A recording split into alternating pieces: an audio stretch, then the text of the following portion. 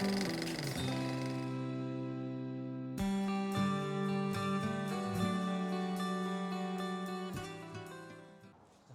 everybody and welcome back again to the Allotmenter. I am so sorry it's been a couple of weeks since getting a video out.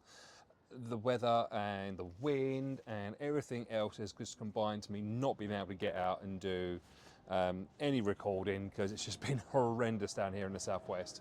So today is pretty much the first day that I am free and it is not pouring down with rain or blowing a gale, so we're down here doing a little bit of work today. And today we are in the polytunnel. Now, video's not going to be hugely long. This is all about just setting up the irrigation system inside the polytunnel. Now, I'm going to do two things while I'm in here. One is I want the irrigation system to be able to directly water the plants themselves. So I've got already preset these little pipes. Now, they come from behind you, which is the bottom rear corner. So I've got 5 pipes. They run along the ribs, okay? I've got 2 on these ribs here. You can't really see them, they're above my head, but there we go. So I've got 1 here, 1 here. There's another 2 here, 1 here, and that goes on and then down this corner. So essentially I'm using sectioning off the polytunnel into little plots. So I've got a bed here, which is going to be on the floor obviously, a bed here, a bed there, a bed there, and a bed here. You can't see any of this that I'm doing, but so let's have a look. So I've got essentially going to be 1 area there, 1 area there, 1 area there, 1 area next to my table, and then another one down there. So what that does is that gives me 5 individual areas inside this polytunnel that I can do whatever I want to do with. So I can do either, what I'm probably going to do is something like chilies along this side. So next to my table, I'm going to have chilies along there. I may have tomatoes on that side and then maybe put some melons in this bottom corner here. I know the chilies don't take up a lot of room, they're quite small. So I'm happy to put in half a dozen chili plants, be done. Tomatoes, I do like tomatoes. We do like making like tomato chutneys and sauces and things like that with them. So I'm going to put 2 essentially beds of tomatoes in this side, and then I've got this whole bottom corner. Now, this is probably about a good third of the polytunnel for 1 or 2 melon plants. I believe Yogi's got some melon plants in his polytunnel already on their way, so we're going to use 2 of those in this bottom corner, and I'm only putting 2 in just in case one dies off. But yeah, so that's going to be 5 areas. Now, I have got something that I've made up, which is this little guy, a little manifold. Now what I'm going to do is I'm going to stick that up here. So the water's going to come into this polytunnel to this little manifold here that I've just rigged up, and it's nothing more than a splitter and a couple of taps. What I'm going to be able to do is turn off the areas. So I can turn off the water supply to any area that 1, I'm not using, and 2, if there is a particular type of plant that doesn't like having water on it directly to the root, so it likes to be sprayed or it likes a mist, I'm going to have the option to do that as well using this. Now all that is 4 misters. I'm going to set up put a couple extra on here. I'm going to make it a bit longer, but essentially about sort of above me here, which is probably half a metre from the back edge of the polytunnel, I'm going to set these up along here, and I'm going to have them coming up to sort of maybe, once again, about half a metre so to the end of this end of the polytunnel. That's going to allow me to mist the entire area. I've already tested this and it works very, very, very well. Soaked me in about 15 seconds, so it works quite well. And that's only with 4 little misters.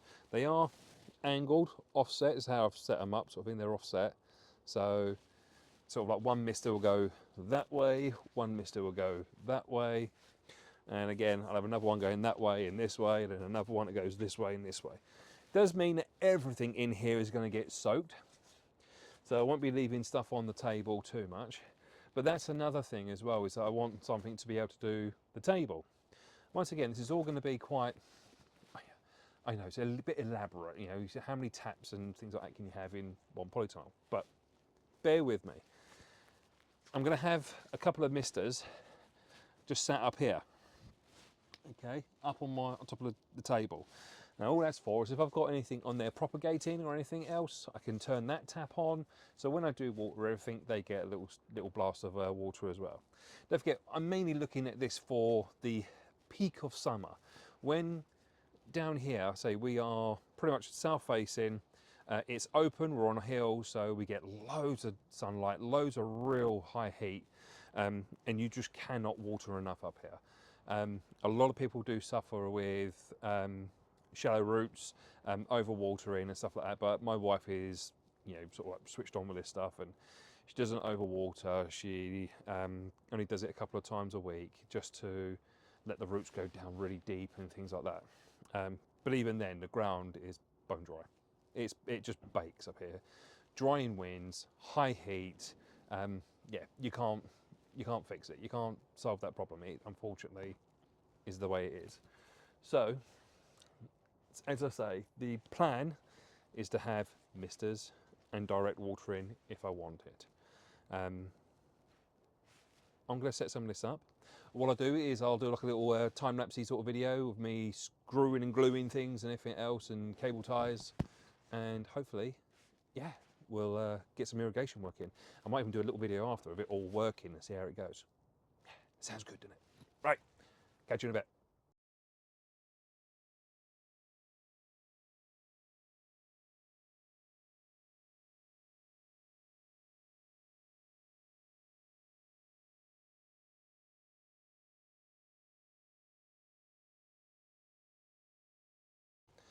So that is it. That's all my sprayers in. I've got my little manifold here. Nothing special. It's literally 3 taps and 2 T-pieces. Well, T-pieces. I will show you though, just so you can see what I've done.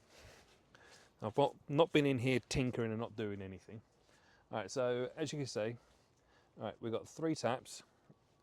Okay, that one is currently open, those 2 are closed. So that's going to be for that bed, and this one will be for that bed. So what I've decided to do is change it up ever so slightly. Let's put you back over here again. Change it up ever so slightly. So this side will be watered and this side will be watered separately. So I can turn it on or off, and that's it. I don't need individual bed watering. I'm probably going a little bit too into it. What I want is just to be able to water this side or this side. I think that's the best way of doing it. Or if I want to do the whole lot, I can just open up all the taps and have all of the what's his name, all the polytunnel being watered completely. So yeah, I think I'm gonna stick you guys outside. I'm gonna turn these misters on, and we are gonna test and see how it does. However, I've just thought, I've got all my tools on here. Let's first of all, I'll pack up, clear all this lot away, and then we'll test it. So, I've cleared everything off the table. I'm going to go switch on the misters. Now, I haven't set any of these because you can adjust how much water comes out. What I'm going to do is just close them all down and then just crack them open a little bit.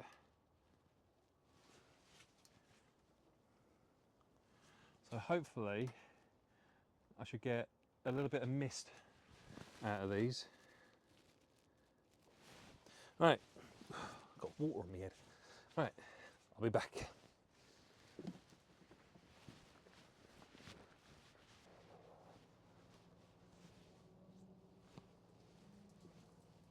Right, water's making its way down. I think we don't have them up enough. Let's have a look.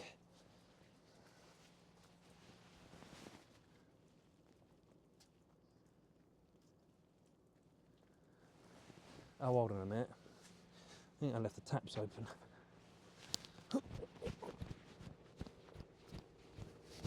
Yeah, I did. That one.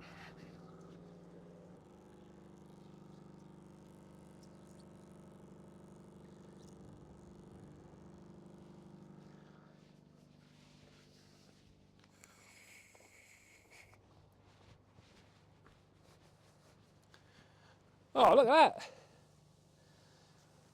I don't know if you can see it. Woo. So, let's have a look. This one, not misting. Let's have a look. Open it up. All right, we have mist, mist, mist, mist, mist, dribble.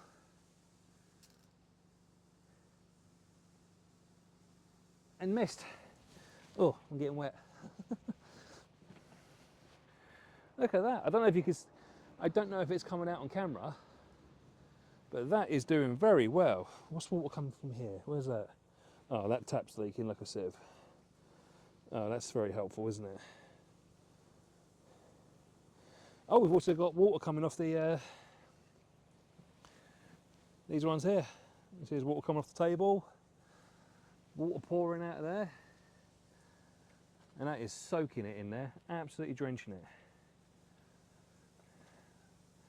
Now it is aiming more middle. I think I'm going to have to put those angled side to side. I haven't done that yet. But all in all, the whole thing is getting drenched, which is good, which is kind of what I want. But I also know that's 4 misters there, plus 1, 2, 3, 4, 5, 6 up there. So that's 10 misters all running at once, and the system's doing it absolutely fine. I mean, look at the water that's in there now. Very good, very, very good. Right, let's go have a quick little look.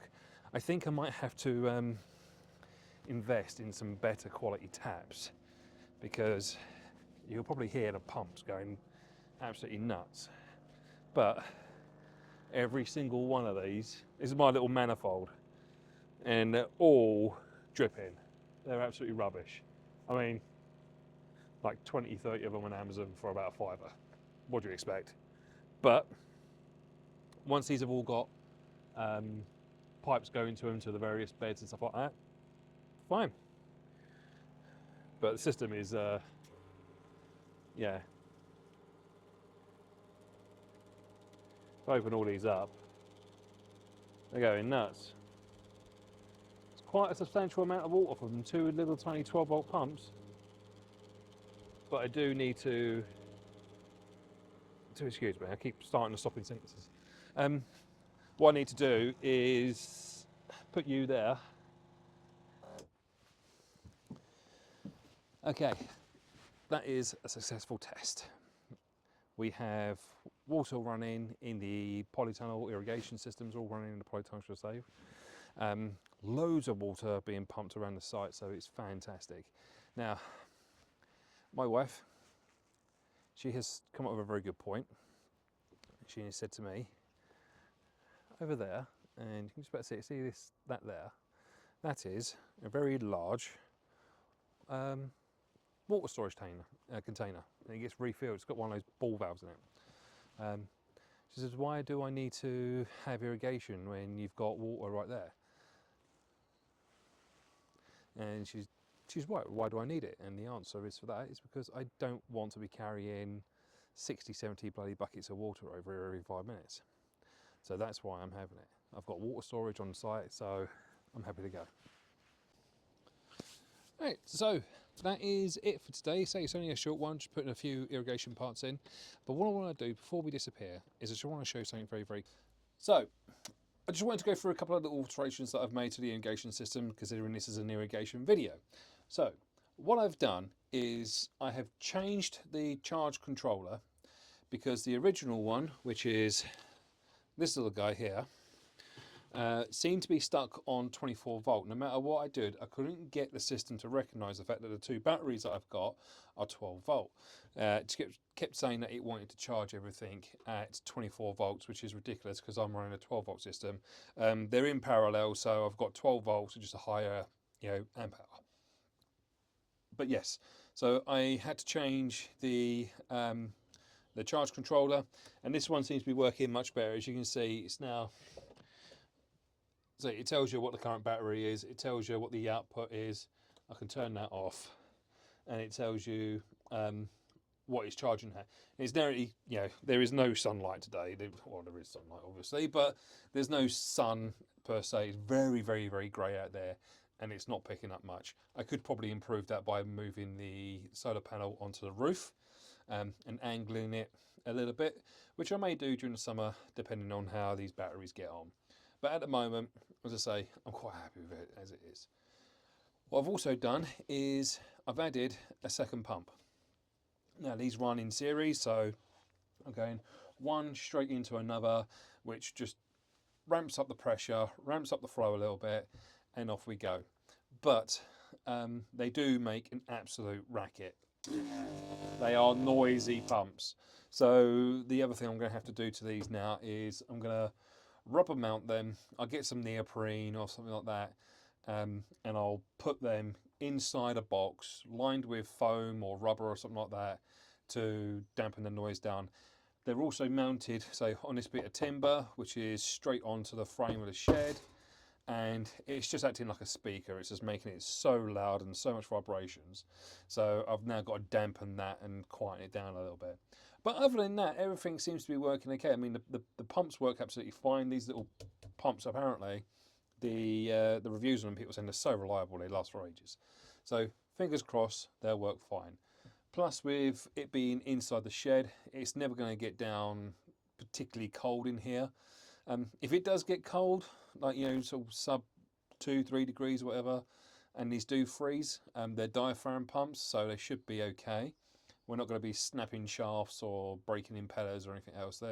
They'll just freeze up. As long as I don't turn them on while they're frozen, they should be fine. That is about it, really. I can't think of anything else that we need to go through today. Oh, taps. Now, I have discovered that the taps that I've got, excuse me, which are these little guys, are rubbish. Absolute rubbish. Obviously, we know about that because I've shown you already, but yeah, they are absolutely rubbish. I have no intention on keeping those because they just leak. Every single one leaks, and it's not as if it's just leaking through the tap. It actually leaks out of the actual tap body itself. So that's no good for man or beast. The next video, so next week, I'm getting some what are they called, pallets, hopefully today, and I'll make a video on how I'm going to improve my my compost bin situation, because at this present point in time I have 2 bins, one of which is about half full. It's a bit of a mess over here because I haven't really done much with it, but yeah, one's about half full, the other one's completely empty. But I want to make another bin, or if not possibly 2 bins. So one in this area. There we go. So I want to put one here on into this. So I need 2 pallets to come, one across the back and one in. And then I want to do another one coming out and across again. The only reason why I want 2 more bins, although I'm not going to use 4 compost bins, but what I am going to do is I'm going to store the compost that we get here, because sometimes it does fail its tests. It's an EN blah blah blah, whatever test they have to go through. I think it's all to do with the amount of plastic or something like that that's in the soil, and it gets tested on a regular basis, and sometimes it does fail those tests, so they have to keep running it through the screens to get all the plastic out until such time as if it passes its test. So sometimes it's not available, and it can be sometimes 2-3 months before we can get any more. So I want to store a little bit of this, and I want to make sure I've got some for when I need it. Same again with the mulch. This stuff does break down. This I'm on right now, brand new. I only came yesterday. I'm sure you guys didn't want to see a video of me just wheelbarrowing barrow after barrow of mulch. Pointless, silly thing. So this came yesterday. But the point I'm trying to make is that this won't take long to start breaking down. So I'm going to need more, and I'm going to get a lot more of it as time goes on. I've got a large area that is mulch, and it's going to be a constant maintenance game. Things like that I won't bore you with. You don't need to see me wheelbarrowing mulch around, so I won't be doing it on camera. There are a few alterations as well I do want to make to the polytunnel. Now obviously we know that that bottom section along there needs to be buried. However, off camera I did a couple of other things to help me through the storm. One was these straps. I've got 4 of them, that's only one of them. I need to get some road spikes, and I want to put a road spike where each one of the uprights is, and I want to strap over it, and then I'll bury everything underneath at that point. I also need more compost, but that's not going to be coming for a few more weeks yet. It's a bit early in the year for it. Anything else I'm going to be doing out here at this part before we start actual planting? Compost bins, polytunnel. I'm not running any of the irrigation lines for the beds, purely because at this point in time I don't know where I'm going to be planting and what I'm going to be planting in what, and if it needs irrigation or not. So it's pointless me putting lines in until I know where things have got to go. I know I'm going to put some potatoes over the bed, the long narrow bed, which is that one there. It goes all the way up. I'll put some potatoes in there. I'll put some sweet corn in there or something like that. Maybe I split it in half potatoes, half sweet corn. But a lot of this is going to be berry bushes, fruits and things like that. And then I'm going to have a small area at the top there for the interesting things that I want to keep a real close eye on. And I'll have a little irrigation drip feeder and around there. The other thing as well that we're going to be looking at is the water storage. Now my water storage is woefully inadequate for what I plan on doing. I was supposed to have 2 IBCs. They're not coming anytime soon. So now it's going to be a case of get what I can get when I can get it. So we will upgrade that as well together. And I'm also going to be doing, is it comfrey or comfrey? We're going to use some of that as basically a natural liquid fertilizer. And that's going to go into the water itself. So every time everything gets watered, they're going to have a little bit of fertilizer with it. So, you know, it should really help perk things up and really get them growing. I think that's about it. I can't think of anything else. There's a lot of information there. Watch the video a couple of times and digest it all for me. As always, everybody, if you've watched the video and you've enjoyed it, please subscribe. The channel is actually growing quite nicely, so I'm very, very thankful for everybody that has subscribed and everybody that's left a comment. I will always try and reply back to all comments that are left. And if you do like the videos, you know, tick that little bell and get a notification for when we post things and everything else, because I'm quite active on the channel and I will always reply to things, and I will always try and engage with my viewers, which is lovely. So yeah, guys and girls, love you lots, take care everybody, and I'll speak to you again soon. Bye bye.